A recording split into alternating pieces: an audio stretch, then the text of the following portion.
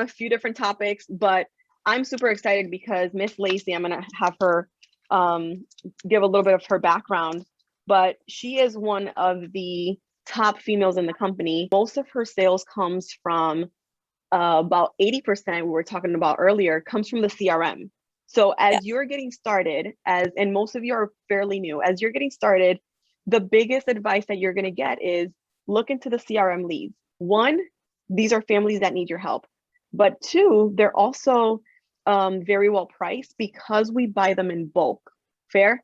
And so you can get them at a discounted price, plus you have work spots and gives you discounts. So we're going to talk about that and how Lacey uses those leads to, make a living and truly go out and protect families.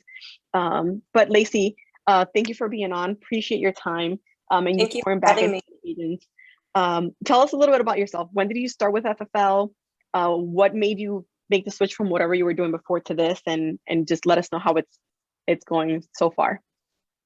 Perfect. So I've been with FFL for a year and a half now.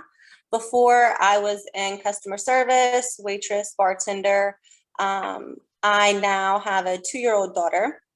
So I moved. I started over completely from scratch. My brother-in-law, Keith Christmas, was the one who introduced me to Family First Life.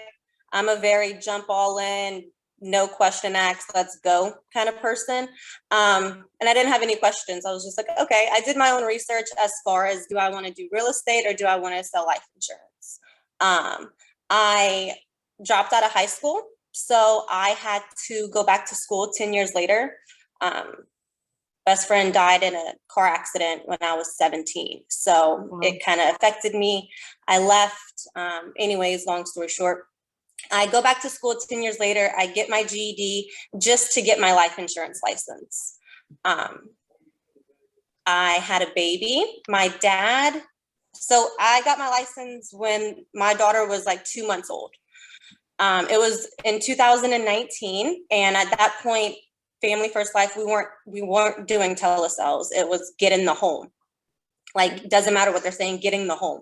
So as a new agent, it was hard for me to get in the home. So I would door knock these people. I didn't know what I was doing. I would just say, hey, is this you? Perfect, I'm coming in. Let's see. My dad passed in June. I moved out, got my own place because I needed a babysitter. I'm a single mom. I don't have the luxury of I have to find childcare, right? So I don't have dad in the picture. I don't have my mom in the picture. I don't have family help at all. So anything that I do is strictly from daycares, babysitters, nannies, always pivoting.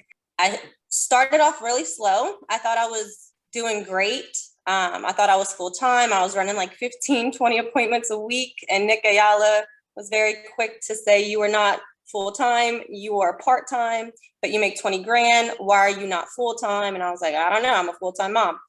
I went to convention not long after that, and convention is huge. I got 3 or 4 really good things from it that we'll discuss later, but from convention, you really have to like dive in to all the trainings. I dove into the training for the first 3-4 months because I didn't have anybody. Like, it can be a very lonely business. It really can be. But you're your own boss at the end of the day. So you're in control of that. It doesn't have to be a lonely business.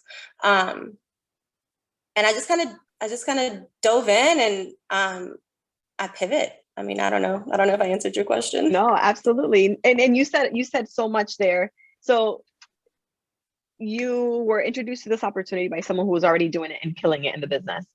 And you just went all in. You knew the steps that you needed to take to get licensed, and you did it. Let's talk into, about what you said about convention, because that seemed to be like one of the turning points after you dove into training. Because convention is coming up. So for those of you who don't know, if you're looking at a calendar, it's in 9 days, annual convention. So super excited, February 3rd, 4th, and 5th. You can go to fflconvention.com and register. It is free. It is a free event. It is a $5 million event that FFL is putting together. And it is free for all of us to attend because that's one of our core values basically, Sean Mike decided that no one at FFL would have to pay for training. And he's held true to that. So this year we have a $5 million event that is in Lone Depot Park where the Marlins play in Miami. And guys, it is free. So just go and register if you haven't done so. Figure out a way to get there and attend this 3-day event. It's mandatory. Absolutely. So tell us how that helped you last year. You know, you went in for the first time, you had no expectation of convention. How did you know, what was your experience like in leaving convention?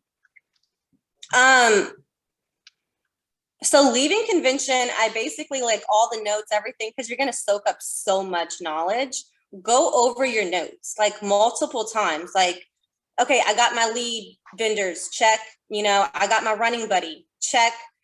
Get to an office, check. You know, like everything that they say, those are so like 3-4 things that I really took with me the whole year that lasted me, that I still remember from last year convention, is you can't say the wrong thing to the right people, and you can't say the right thing to the wrong people. There you go. That's helped huge on the phone, because sometimes I will book an appointment and I'm like, what did I just say? But you can't say the wrong things to the right people.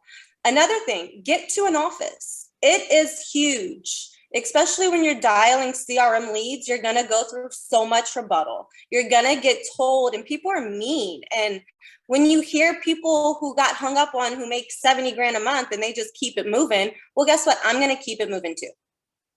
You have to be mentally strong especially for CRM leads, because they're like, I didn't do this or whatever. So that's huge. You have to get closer to an office. Another thing, find a running buddy, that competitive person you can like run with. Like, are you a closer? Yes, I'm a closer. Are you a closer? Like, you have to feed off of somebody to make it fun. Because when you have days and you don't sell, they get it. They understand because they're in the field with you.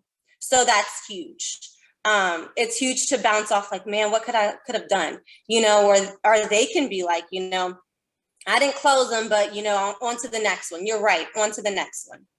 Mm-hmm. And that's huge. That's what really, really helped me for sure. Absolutely. So, and then you said you didn't really have, because this is a lonely business, as we are all, you know, new. And I'm saying in general for this group, newer to FFL in their first 90 days or so.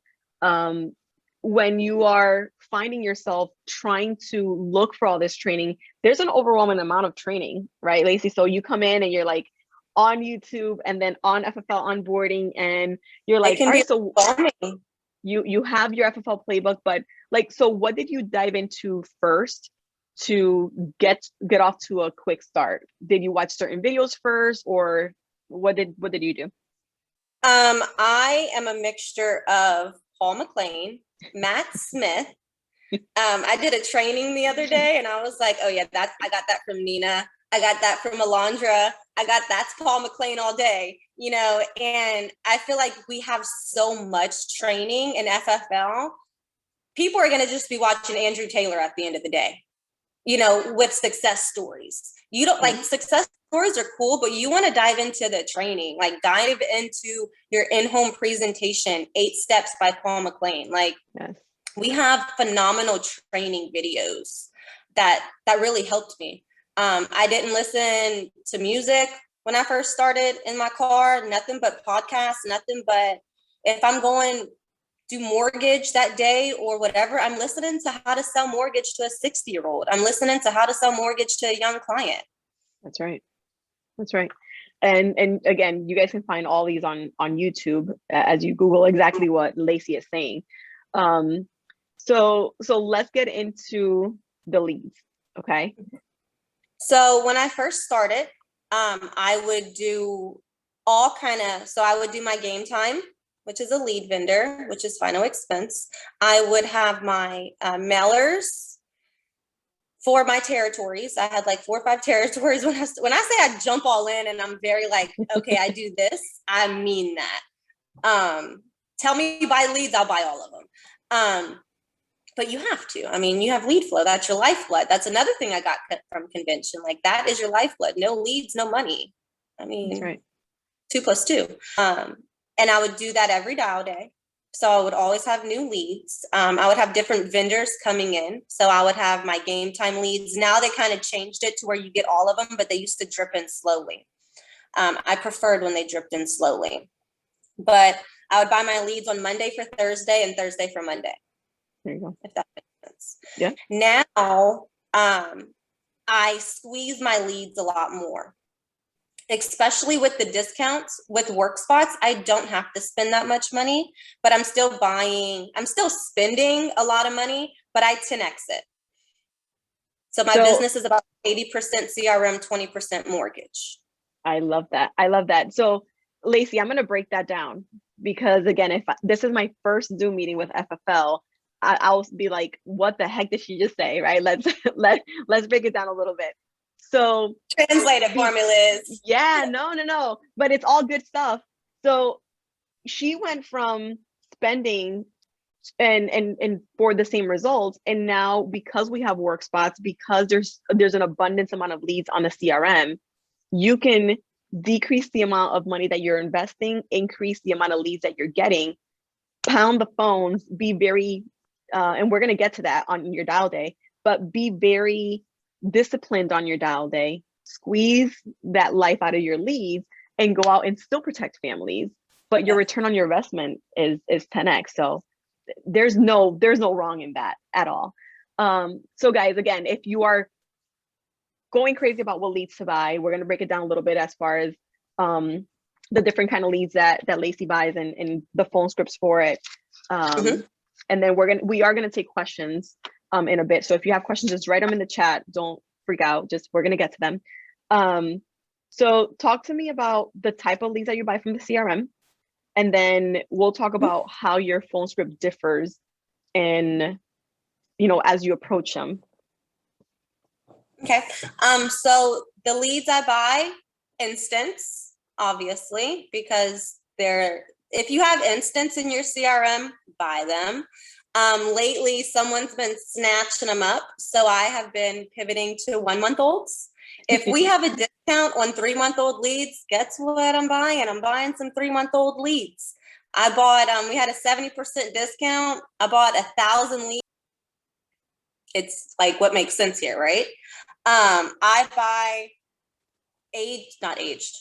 I buy a 1, 2, or 3-month-old mortgage mailers. Those are gold. So mortgage, I look at CRM leads as my final expense leads. So I don't buy game time leads anymore because eventually they'll make it to the CRM, honestly, because people are form fillers. So they're filling out everything. I love that. And it's the value, right? The value in the lead. Oh, yeah. So it's people who request information at the end of the day. I'm going to go where the discount is so my ROI can be bigger. And then on top of that, WorkSpots is giving you an extra discount.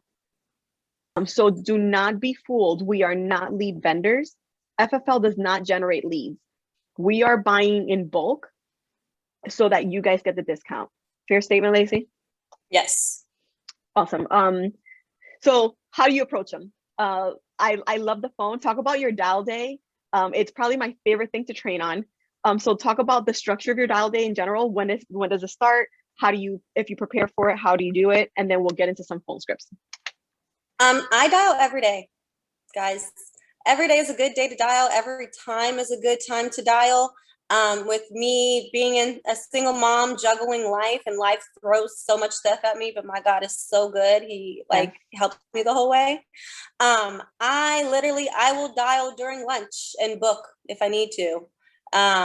It doesn't matter. Like sometimes I don't know if I'm working Saturday until Friday. So guess what? I'm gonna hop on the phone when my babysitter says, "Hey, Lacey, I'm coming over." Thank God. Now let me go to work. Now let me book up my whole schedule. When I'm in the field, and I love the field. So I have my leads to resolve with people who don't answer me. I door knock, I'm working them. People who I have confirmed addresses over the phone with internet leads because they hung up on me if we didn't make an appointment. I'm door knocking them. Any addresses that are confirmed on the CRM, I'm door knocking them when I go out into the field. All right. So I want to break that down.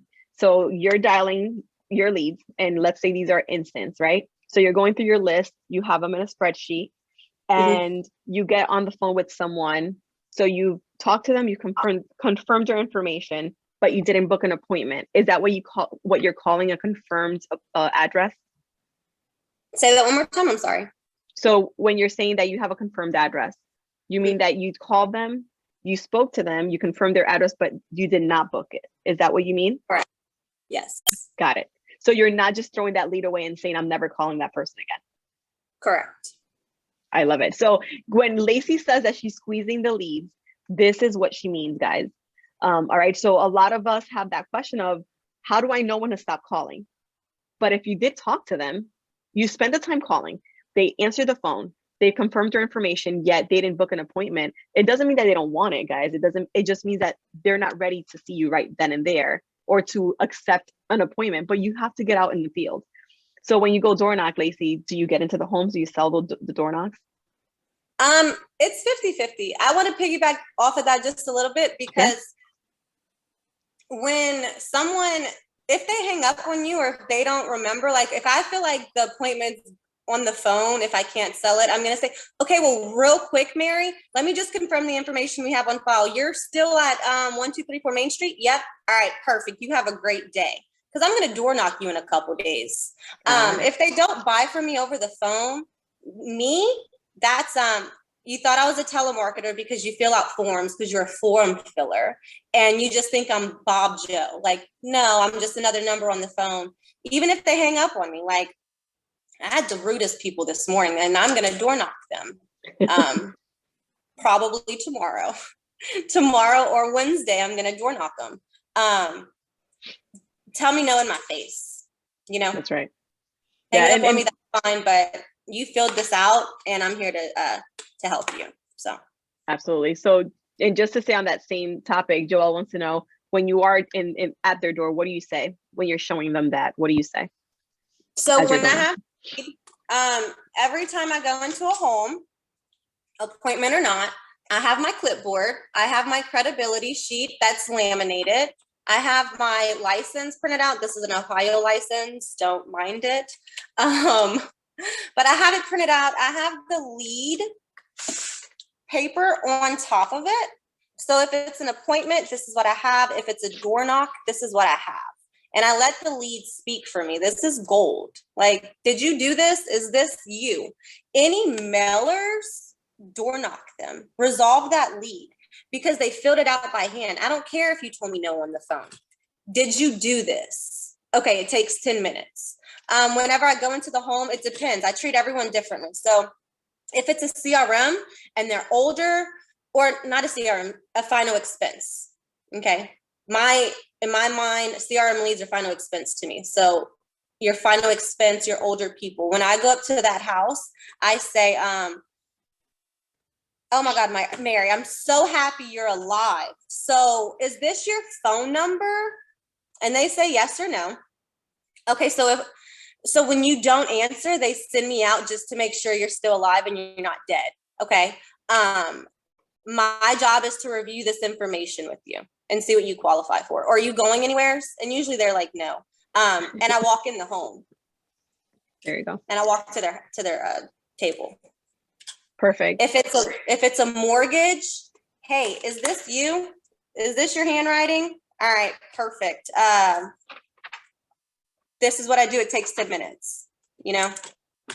Love that. So on the phone, as you're approaching an instant lead, a mortgage protection that's, 1 to 3 month old, are you approaching that phone call any different, or you're pretty consistent with your phone script? I'm approaching it differently. Okay, let's go over them. Okay, which one do you want first? Let's do instant leads. Okay, so I wrote it down the other day. Okay, so ring, ring. Hello? Hey, Liz. Yeah. Hey, Liz, real quick. My name is Lacey. I'm just getting back to you about the application we received for the life insurance. You put that you were a non-smoker and you weigh 135. Is that still up to date? Yes, that's correct. Perfect. And you also put your birthday was 1/1/93. Is that correct? Yes. Perfect, perfect. So once again, Liz, my name is Lacey, and I'm just the local field underwriter here in Slidell, okay? My job is to see what you qualify for, all right? Just like it's stated, there's no medical. So we're not gonna send out a nurse for any blood or urine, but they will send me out just to make sure you're not attached to a hospital bed full time, okay? Got it. All right, perfect. Now, are you still working, retired, or disabled? I'm still working, Working, and what time are you typically home from work? but like 2:30. Okay, now when you did this, were you looking for coverage for yourself or a family member or both? Oh, just me. Just you? All right, perfect, perfect. So let's see, you get home. I'm gonna be down Main Street all day tomorrow and Wednesday. You said you get home at what time? About 2 o'clock. Around 2? Okay, so let's see, tomorrow is Tuesday. Tomorrow I have a 3:45 or a 5:15. Which one's gonna work best for you? Oh, I can do the 5:15. Perfect. Grab a pen and paper for me. I'm going to give you my name and my state license number. Let me know when you're ready. I got it. Perfect. My name is Lacey, Lacey. My state license number is 123456.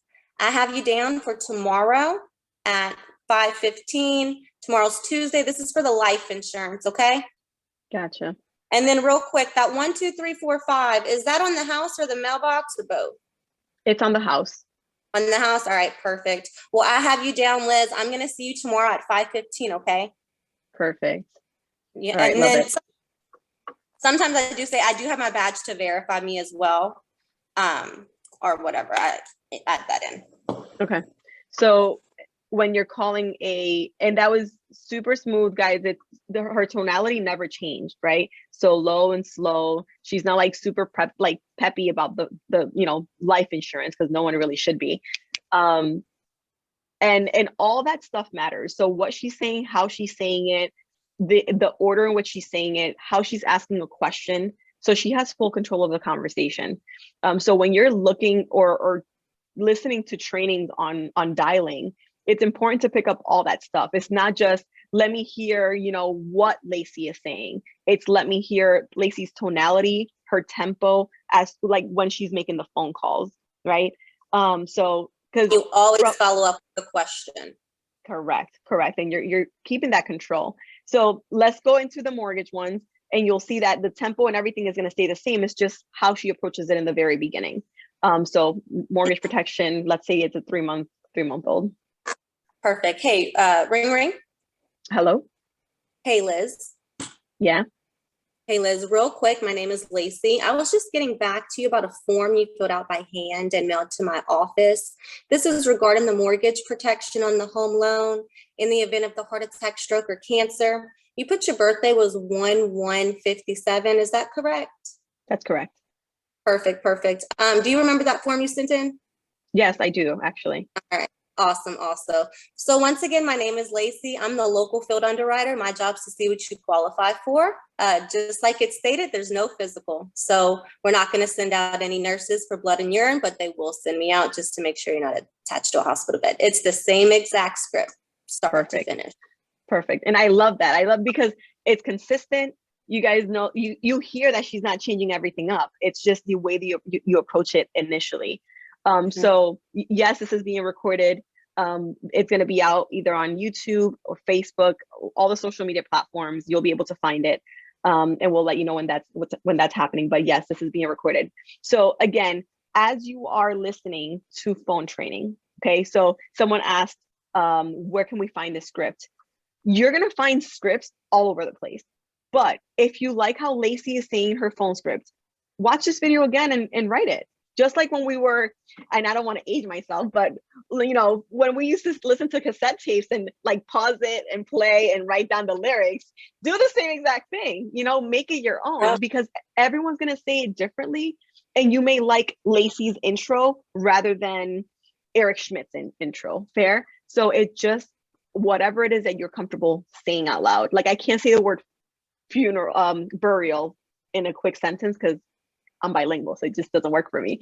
So I'll say final expenses, right? So whatever it is that you guys feel comfortable saying. No, but I love that. That's awesome. In the last couple minutes, and I'm just gonna review the questions that we have here, Lacey.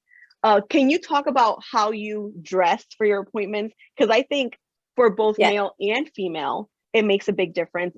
I get the question all the time, but how do you approach that, and how do you decide, how to go about how you present yourself in the home? For sure. So when I have a day full of CRM leads, my final expense, my older people, FFL shirt, my badge, you get it for $7 on familyfirstlife.com. If you don't have one, go buy it. This is gold. Jeans, tennis shoes, makeup, hair done. All right. Sometimes I got my heels on if I have mortgage and CRM, but I still have my FFL shirt, jeans, and some little heels. If it's a mortgage protection, I am suited and booted. I have my suit on, I have my badge on, my heels are on. I'm the finance girl. Okay. I mean, we deal with mortgages that are like $200,000, $300,000, $500,000. I'm not going to show up to your house in tennis shoes like, hey, I'm here to protect your mortgage, and that's with them trusting me. There you go. So if I have nothing but mortgage, I'm wearing my suits. If I have CRM leads, I'm wearing my tennis shoes. There you go. I'm wearing the bag times though. And this is so important, right? I was watching something the other day, and it's like, for every other job, you're getting a full-on training, preparation. Most of us have never owned our own businesses before. I'll be the first one to say, and we don't get trained as to how to present ourselves in business, right? And FFL likes to keep it super simple. Jeans, clean shoes, and a tennis shirt. But like Lacey just said, if you're protecting a $500,000 mortgage, are you really going to go in Nikes? I wouldn't. Okay.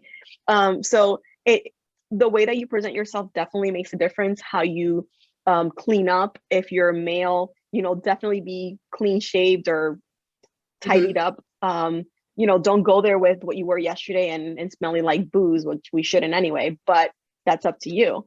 You know what I mean? Like, just be presentable. Correct. Be professional, be presentable about it. Because it does make a huge difference. And Matt Smith talks about this, Lacey. I don't know if you've heard it before. It's when I made the switch. He's like, women should not be wearing sneakers and jeans into a home. And I'm like, says who? And he First of all, no. Right. He did it in a training. I'm like, I saw plenty in my jeans and my sneakers. And when he mentioned it, and I got over the fact that I was offended by it, and I started dressing up to the appointments, I'm like, this really does make a difference, Yeah. So Girl, guys, when I started, I would wear no makeup. I would have my hair done, like tied behind, like, I am here to protect your family. You're not going to buy based on my looks. I am just going in. And then I started like evolving a little bit, Yeah. And it's like, I remember the first I feel like confidence is key, y'all. Yes. So like, females, put your little heels on and like walk in that house. You're protecting that family. That's right. How you feel, how you smell, how you look. Energy is a real thing, and they feel that, and they love that. They want you to know, like, I'm in control. Like Sean Mike says, be nice, tell them what to do. That's what I do. I'm nice, but I tell them what to do. Yep. So that's it. And again, for the males, whatever makes you confident. If it's cleaning your car because you have 700 water bottles in the passenger seat of your car, like we all do, but clean it. Whatever is going to make you feel more confident in that appointment, in that next appointment. So, all right, guys. So appreciate you guys hopping on. We do this every single Monday night, Monday evening at 5 p.m. Eastern time. Go ahead and save it into your schedule. Thank you again, Lacey, for pouring into us. Oh, real quick, I want to put my Instagram so we can all be Instagram friends. Yes. Lacey Perrin, because social media is huge. And it's a must. Everyone has Instagram. If you don't, you're lying. You have Facebook. Yes. And then I'm going to do a boomerang and I'm going to post it and tag y'all because FFL has the training and it's free. And I'm going to say it in a little bit. Thank you. I appreciate you. Let's do it. All right, guys, take care. Rock the rest of your dial day, and I'll see you guys next week. you.